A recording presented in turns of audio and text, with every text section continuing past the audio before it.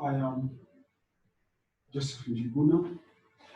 I'm a lecturer of advanced financial reporting, and I want to teach you a topic called impairment of assets. And our topic is impairment of assets, and it's covered under International Accounting Standard number 31. Now, if a company wants to know whether one of their assets, let's call it asset A, whether one of their assets has suffered an impairment loss or not, how do you as a company test whether your asset has suffered an impairment loss? To know whether an asset has suffered an impairment loss or not, as a company, you're supposed to compare the carrying amount of that asset, compare the carrying amount of that asset with an amount we shall be calling the recoverable amount of that asset. You compare the carrying amount of that asset with its recoverable amount. Carrying amount of an asset is the amount at which that asset appears in your books, that means in your financial statements. At what value does it appear? That value at which an asset appears in your books is what we call the carrying amount. And we normally say, if the carrying amount of an asset is higher, if the carrying amount of an asset is higher than its recoverable amount, then the asset is said to have suffered an impairment loss. For example, if the carrying amount of your asset, let us assume, is 1 million, and you calculate for the same asset, you calculate the recoverable amount and you get 800,000, then that asset has suffered an impairment loss of 200,000. So this asset should be reduced in value by its amount of the impairment loss, meaning this 200,000 should be given up against the profit and loss. Therefore, as a company, you will go to your asset account. Let us say it has a balance wrote down of that 1 million. Now we want to write off this 200,000 because it has suffered a loss of 200,000. So we credit the asset and we debit the profit and loss by 200,000. So that's how we shall be writing off the impairment loss of that asset. Suppose a company has another asset here. Let's call it asset A, which has a balance brought down by the beginning of this year of 100 million. During the year, maybe the company revalued it upwards by another 20 million. So the company must have debited asset account and credited revaluation reserve by 20 million. That company must have debited the asset, credited an account called revaluation reserve by 20 million. Suppose by the end of the year, the company wants to know whether this asset has suffered. Of course, the asset now has a carrying amount of 120 million. If you compute the recoverable amount of that asset and you get an amount of 90 million, question is, has that asset suffered any impairment? The answer is yes. It has suffered 30 million. Which means we should write off an impairment loss of 30 million. The way you write off this loss of 30 million is not the same way you write off this loss of 200,000. You remember, this 200,000 we debited P&L and we credited the asset account. But now, if a revalued asset suffers an impairment loss, then that impairment loss should be written off in a particular order.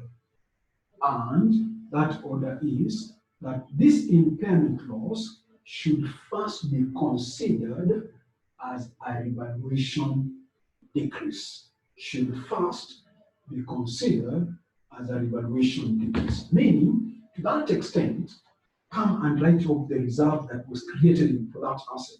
You cannot have an asset having suffered a loss and get it as a reserve at the same time. So the first thing you do is to consider that impairment loss as a revaluation decrease. To that extent, you come and debit the asset by 20, and the revaluation reserve by 20 million, and you credit the asset by 20 million. Then, if there is any excess of the impairment loss, which in our case, the balance is 10 million, because we have already written off 20. This 10 million loss, that is the one now you write off against the profit in the profit and loss account, meaning now you debit profit and loss and you credit the asset by 10 million. So that's how we write off an impairment loss of a revalued asset. That first you consider it as a revaluation decrease. To that extent, you debit the revaluation reserve account and you credit the asset account. Then kama kuna any imbalance, which means if there is any balance of the impairment loss, that balance of the impairment loss is the one now you consider again or write off against the profit in the profit and loss by crediting the asset and debiting the profit and loss. So that's how we write off the impairment loss. So for a normal asset, credit the asset, debit P&L.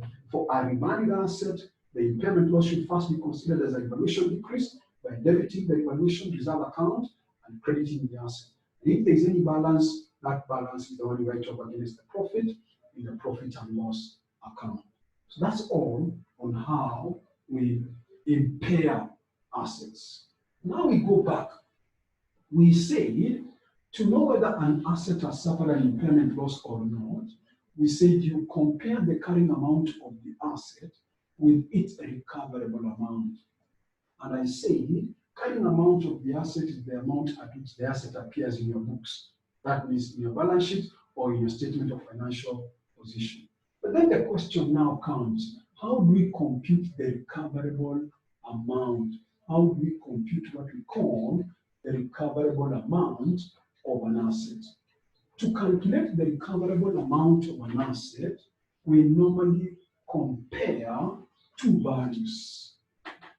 To get the recoverable amount of the asset, we normally compare two values. One, for the same asset, you calculate these two values. One of them is what we call fair value less costs to sell.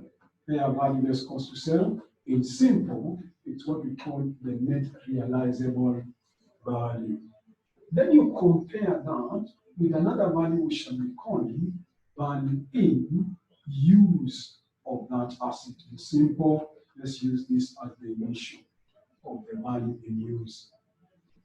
So we define recoverable amount of an asset as the amount that is considered to be the higher of one, fair value less cost to sell, which is the same as net realizable value. Number two, value in use of that asset. Whichever of the two is higher, that amount becomes the recoverable amount of that asset. So let us assume that you computed for that one asset, you computed the fair value less cost to sell, you got 800,000, and for the value in use of that asset, you got it as 700,000. Now you come and compare those two values. Whichever of the two values is higher, you pick it as the recoverable amount of that asset. You pick it as the recoverable amount of that asset. Now, for now, of course, the value in use will be that 800, which is this now. That becomes the recoverable amount of that asset. So that's how we determine the recoverable amount. So we define, and most examiners will normally tell you to define what's a recoverable amount of an asset. And we are saying, if you're asked to define what's the recoverable amount, it's the amount that is considered to be the higher of, number one, fair value less cost to sell, number two, value in use of the asset. We go further and ask ourselves again, how do you get the fair value less cost to sell? In other words, how do you determine the net realizable value of an asset? How do you determine the net realizable value of an asset? To get the net realizable value of an asset, you take the selling price of that asset, which is the same as the fair value or the market value, then you minus any costs to sell, any cost to sell. You get the fair value. I get the net realizable value by taking the fair value or the selling price of that asset less cost to sell. That's how we determine the fair value less cost to sell, which is also known as the net realizable value. Now, to get the value in use of that asset, that's what I want to talk about now. How do we determine the value in use of an asset? To get the value in use of an asset, let me assume for purpose of illustration that we are determining, or we are testing for impairment by the end of this year, which is maybe 31st December, whichever the year. And our carrying amount of the asset is 1 million, which we are assuming here. We want to determine the value in use of that asset. So to get the value in use of that asset, as a company, you have to ask yourself, from this year onwards, what are the cash flows that are expected to be generated from the use of that asset in the future? From the continuous use of that asset, what are we going to generate as the cash flows?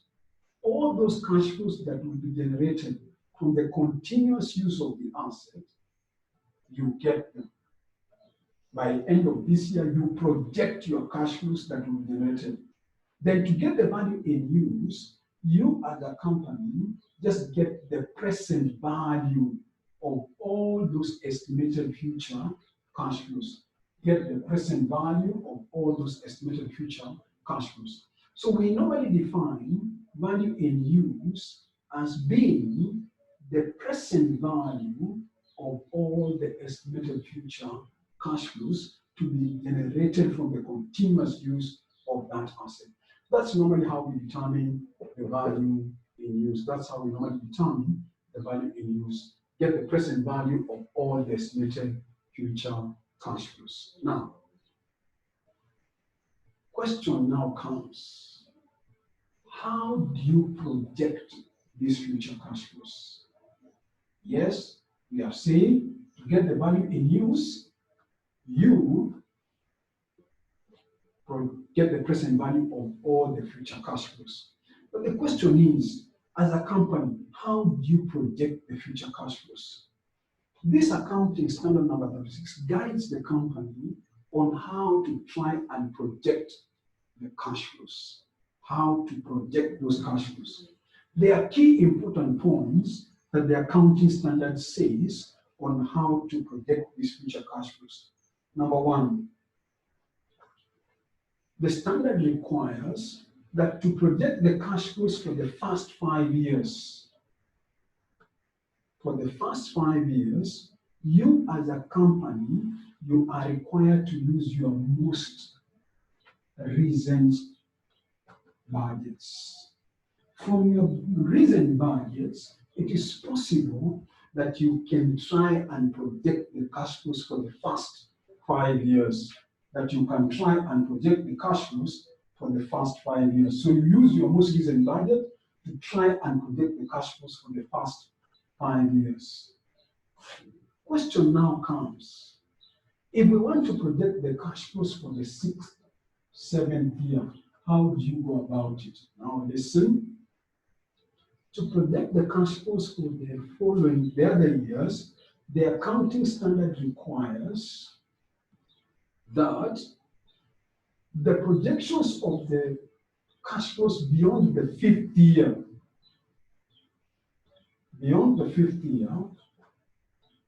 those cash flows should be projected by extrapolating the short-term cash flows.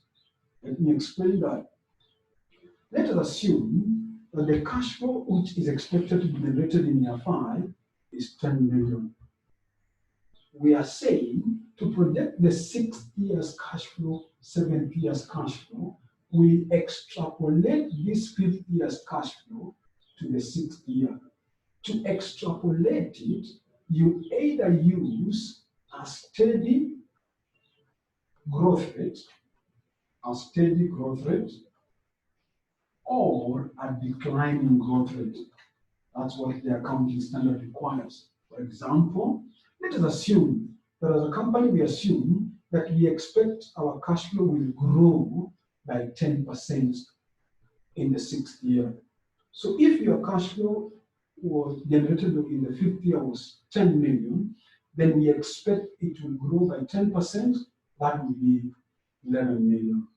Then you again extrapolate this into the 7th year by using either a steady growth rate or a declining. Let us assume that it's a steady growth rate, 10% again. So you say that our cash flow of the 7th year will grow by another 10% of the 6th year's cash flow.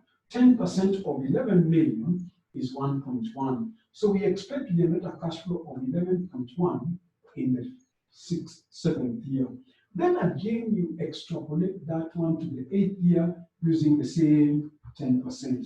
That's how we extrapolate the cash flows beyond the 5th year by either using a steady growth rate or a declining growth rate. If we use a declining growth rate, then, for example, let us assume again that in the 5th year, your cash flow was 10 million. You want to extrapolate it to the 6th year, then assuming again your company assumes our cash flow will grow by 10%. 10% of 10 million is 1 million. That means our cash flow will be 11 million. Then again, we take it that our cash flow from the 6th year to the 7th year, let us assume now it will grow by 9%. That way you're using a declining growth rate.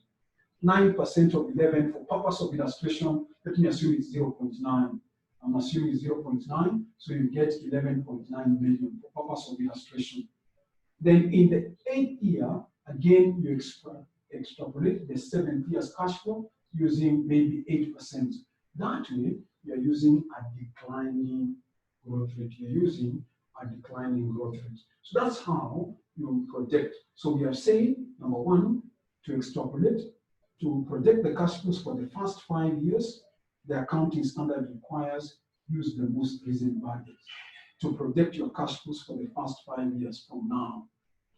Beyond the 5th year, then we are saying you extrapolate them.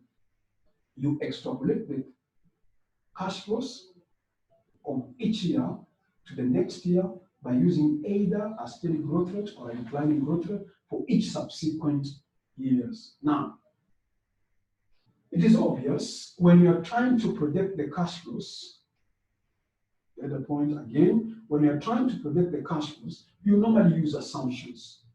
The accounting standard says that the assumptions that your company uses, those assumptions should be reasonable. In trying to predict the cash flows, the assumptions you use should be reasonable and supportable. They should be reasonable and supportable. So those are the 3 key points that the accounting standard gives when we are trying to project the cash flows. Number one, we can say, in trying to predict the cash flows, the assumptions that your company uses should be reasonable and supportable. Those assumptions that your company uses should be reasonable and supportable. Number two, we have said, to predict the cash flows for the first 5 years, we have said, use your most recent budgets of your company to predict the cash flows for the first 5 years. Then number 3, we have said, any cash flow beyond the 5th year should be projected by extrapolating the cash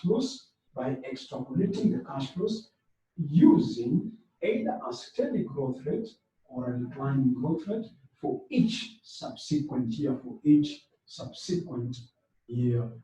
So that's how we normally determine the value in use. So I think I've explained all the key points concerning how to determine the recoverable amount. I think I've explained all the key issues concerning how to determine the recoverable amount. Now,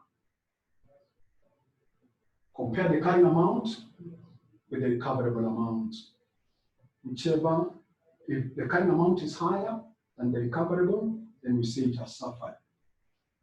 Then, of course, the reverse is true. If it is more, it has not suffered.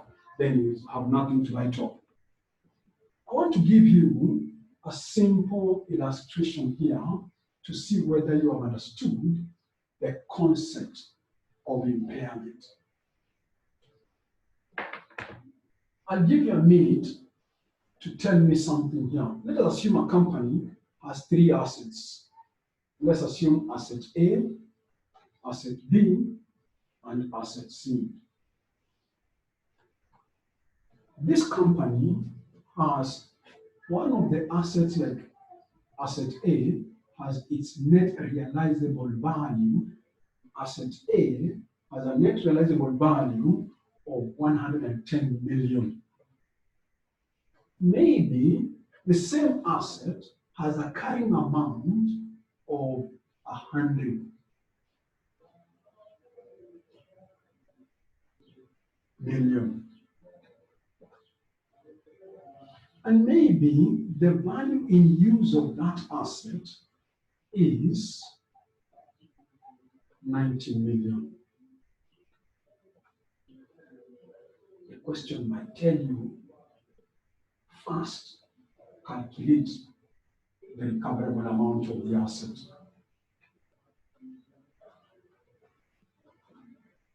B, it might tell you, calculate the impairment loss of the asset. If any, calculate the impairment loss of the asset, if any. So I hope by now you are noticing whether your assets are suffered here or not. Suppose asset B had a carrying amount of 125 million, had a net realizable value of 125 million, and the carrying amount of that asset is 150 million. And maybe the value in use is 130. Let me give you the last one. Suppose asset C has a carrying amount of 110 million,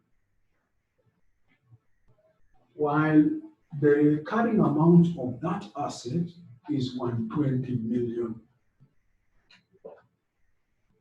And finally, the value in use of that asset, let me assume it is 100 million. Then, of course, the question tells you for each asset, calculate the recoverable amount. For each asset, determine the impairment loss, if any. So we want to know, has our asset suffered? So from the concept that we have applied, take a minute or a few seconds just to conclude for yourself whether these assets have suffered. If so, which one and by how much? So take a few seconds to look at those figures, apply what we have said today, see whether each of those assets have suffered, and if so, with what amount, and so on. Okay, so we can now continue. I'm hoping you have concluded for yourself. So the first question was that we determine the recoverable amount. Of course, you know we have defined recoverable amount as what? We have defined recoverable amount of the asset as the amount that is considered to be the higher of, one, net realizable value, number two, value in use. So, going by now each asset, let's determine the recoverable amount. So what is the recoverable amount of asset A? From this, we have said you compare the net realizable value and the value in use. So you compare the net realizable value and the value in use. So we pick whichever of the two is higher, you pick it. So in our case, it is 110 million for asset A. For asset B, we again compare the value in use and the net realizable value. And whichever of the two is higher, that becomes the recoverable amount. And in this case, 130 is higher, that becomes the recoverable amount. What about for asset C? How much is the recoverable? Of course, again, you compare the carrying amount or the net realizable value with the value in use. Whichever of the two is higher, that becomes the recoverable, and that is 110. So we are through with part A of that question, which was asking you to determine the recoverable amount. Now we want to know, this says, find out whether the asset has suffered any impairment loss. So to know whether an asset has suffered an impairment loss or not, we said, that's what we learned a few minutes ago, that you compare the carrying amount of that asset with its recoverable amount, And we have said, if the carrying amount of the asset is higher than its recoverable amount, then the asset is said to have suffered. So that's what we want to know, whether our assets A, B, and C have suffered. Now, of course, get the carrying amount. Asset A has a carrying amount of 100 million. Asset B has a carrying amount of 150 million. Asset C has a carrying amount of 120 million. But we have said, to know whether they have suffered or not, carrying amount, then we come and compare that with what we have just calculated as the recoverable amount. And we have said the recoverable amount of asset A was 110.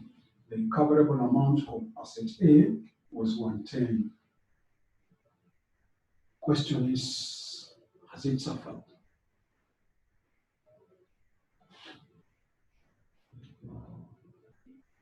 Has it suffered any impairment loss? The answer, of course, I hope you have got it, is that it has not suffered. Why?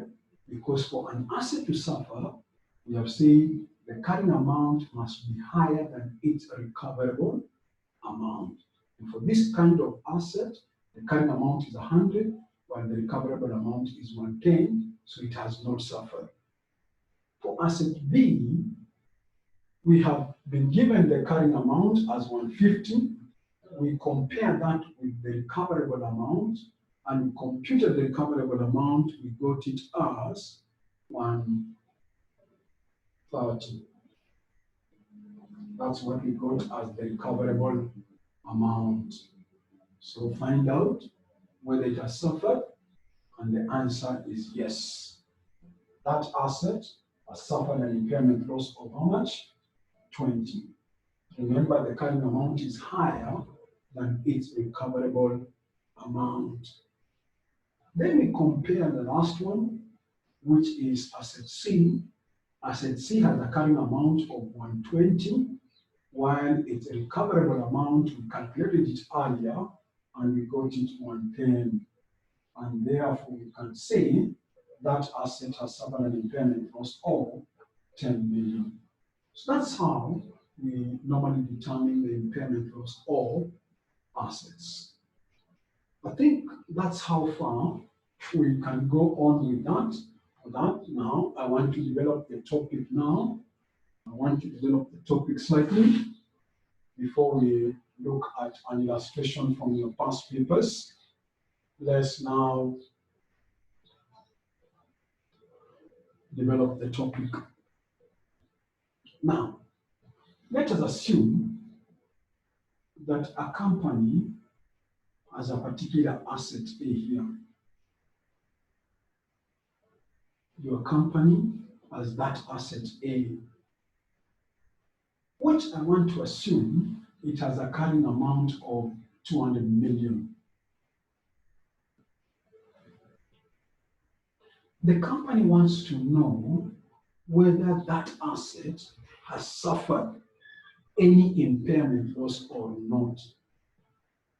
We have said they are supposed to compare the carrying amount of that asset with its recoverable amount, We have also said to get the recoverable amount, you get what we call the value in use of that asset, and you compare it with the net realizable value.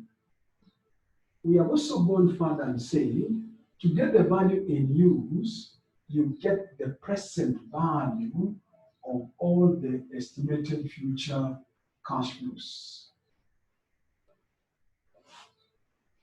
Now my point comes. Suppose this asset on its own,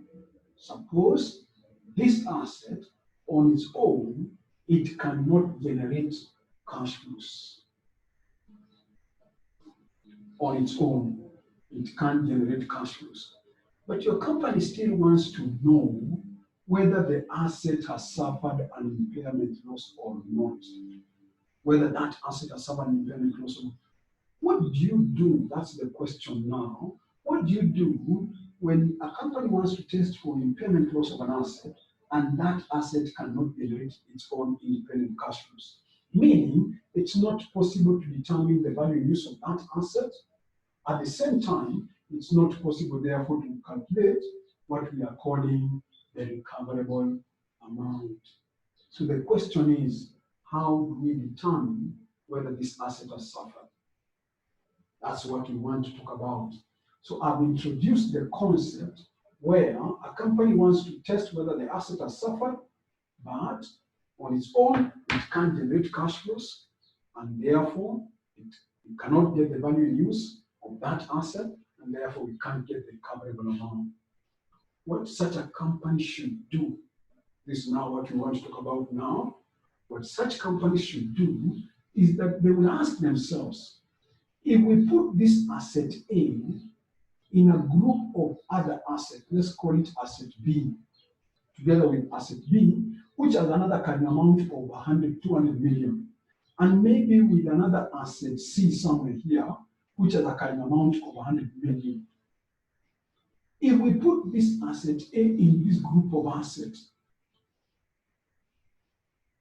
meaning as a company, identify the smallest group of assets where you can put this asset A, so that as a group of assets, all those assets now, as a group, they can generate cash flows. At the point, put asset A in a group of other assets, whereby as a group of assets, they can now generate cash flows. That group of assets, remember I'm not saying that you put asset A together with all other assets of the company. No. Look for the smallest group of assets, whereby I can put asset A, and by putting it in that group of assets now can generate cash flows. So we are saying, assuming that we put asset A in a group of other assets B and C, and as a group now, they can generate cash flows. Such a group of assets is what we shall be calling a cash generating unit. Such a group of assets is what we shall be calling a cash generating unit. That's what we want to discuss now, how to test for impairment of a cash generating unit. Some examiners have asked you to define the term cash generating unit. And so we can say cash generating unit is the smallest group of identifiable assets. It is the smallest group of identifiable assets, which as a group of assets can generate independent cash flows. Remember, our company did not want to know whether asset B has suffered. They were not asking whether C has suffered. The aim was to know whether asset A has suffered. So we were aiming for this, but there was a limitation in the sense that asset A would not generate independent cash flows. So we identified the smallest group of assets where we can put A, and as a group of assets, now they can generate cash flows. I've said such a group of assets is what we call a cash generating unit. So our unit A, our unit now has a carrying amount. Our unit has a carrying amount of 500 million, which is the total of those three: 200 for asset B, 200 for asset C, BA, and 100 for asset C. So now that the unit can generate independent cash flows, now you will be required to calculate the recoverable amount. The usual way we do it, we calculate the recoverable amount of that asset, of that unit.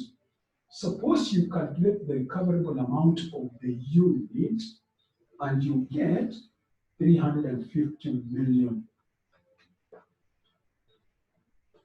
Question is, has the unit suffered? Has the unit suffered any impairment loss? The answer is yes. Why? Because the carrying amount of the unit is higher than its recoverable amount. So we say the unit has suffered 150 million. That is the impairment loss of the unit. This accounting standard number 36 says that if a cash generating unit suffers an impairment loss, listen now, that impairment loss should be written off against the assets in the unit, on the basis of their carrying amount. The impairment loss of the unit should be written off against the assets in the unit on the basis of their carrying amount. Meaning, against asset A, how much shall we write off? Asset A has a carrying amount of 200 million out of the 500. So from asset A, how much do you write off? It will be 200 divided by 500 million times the impairment loss of 150 million. Against B, it will be, our asset B has a carrying amount of 200, so it will be 200 million divided by 500 million, multiply that by 150 million again. That is against asset B. Finally, against asset C, which has a carrying amount of 100 million, how much are we going to write off? It will be 100 million divided by 500 million times 150 million. That's how we write off against asset B or C. Now, so that's how we determine the impairment loss of a cash generating unit. I hope you still remember we have said our aim was to know whether A has suffered, not B. But A on its own, it could not generate cash flows. So we have to identify the smallest group of identifiable assets, where if we put A as a unit, now they can generate, which we identify asset B and C to put into group of A also. Then we got the carrying amount of 500. Then because the unit now can generate cash flows, we computed the recoverable amount as usual, comparing the value used and the net realizable value. We got the two, whichever is higher, we got the recoverable amount as 350. Then, of course, the unit has suffered an impairment loss of 150. Now, we have also gone further and said this 150 should be written off against the assets in the unit on the basis of their carrying amount, So that's how we write off. We go on slightly further now and say, suppose this asset C in this unit, suppose this asset C was an asset called goodwill. So we still calculate the current amount of the unit, which is 500. We still computed the recoverable amount of the unit, which we got 350. Then we still asked ourselves, has the unit suffered? And yes, it has suffered. We got it as 150. Then we asked ourselves, now that the unit has suffered an impairment loss of 150, how do you write off that loss? This time, at the point here now, this time, you don't write off that 150 in the way we wrote off the other time. No. So the accounting standard says that if a cash generating unit to which goodwill belongs, if a cash generating unit to which goodwill belongs suffers an impairment loss, then that impairment loss should be written off in a particular order. That impairment loss should be written off in a particular order. The first thing you do is to write off any carrying amount, write off any carrying amount of goodwill. Out of the 150, write off the carrying amount of any goodwill. You cannot say the unit has suffered at the same time it has an asset called goodwill. No. So the first thing to do is to write off the carrying amount of any goodwill. Out of the 150, write off the carrying amount of any goodwill first. Then once you write off that 100 against the 150, then the balance now of the impairment loss, which is a balance of 50 million, that 50 million is the one now you write off against the other assets in the unit, write off against the other assets in the unit on the basis of their carrying amount. Meaning, against A, this time you write off how? You take 200, which is the carrying amount of the asset A, you divide by the 400, because now there are only 2 units assets remaining, that's 400, multiply that by 50 million. That's how you write off against the carrying amount. That's how you write off against the asset A. B, again, find out what is the carrying amount, 200, divide by the 400, again, times 50, again, times 50. That's how you write off that 50. But we are saying that if a cash generating unit to which goodwill belongs, that's important because it's normally tested in your exams, that if a cash generating unit to which goodwill belongs suffers an impairment loss, that impairment loss should be written in a particular order. First, write off any carrying amount of any goodwill. First, write off any carrying amount of any goodwill, and the balance of the impairment loss, which I've said in our case is 50 million. That balance now is the one you write off against the other assets in the unit on the basis of their carrying amount, on the basis of their carrying amount. So that's how we test the impairment loss of a cash generating unit. I define a cash generating unit as the smallest group of identifiable assets. Remember, our aim was not to know whether B has suffered and C has suffered. We said our aim is to know whether A has suffered. But the only limitation was that A could not generate its own cash flows. And because it could not generate its own independent cash flows, therefore, we could not calculate the value used. So we had to ask ourselves, if we put asset A in the smallest group of assets, can that group of assets generate cash flows? And so we saw that if we then put asset A together with B and C, they can generate cash flows. Now we got a unit of assets, which we are now calling a cash generating unit.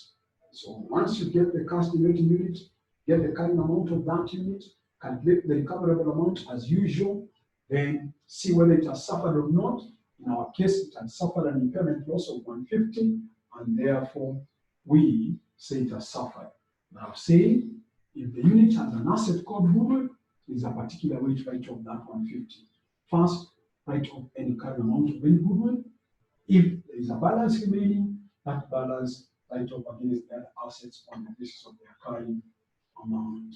I think I've introduced the topic now, and you're in a position to do a past paper question now. You're in a position to do any past paper. I don't know whether there's any questions so far, but I think that's enough for you to do some past paper questions. Okay. Then we can say we stop there for today. Then we meet after that. We meet next time when we shall do some past paper questions on this area of impairment of assets.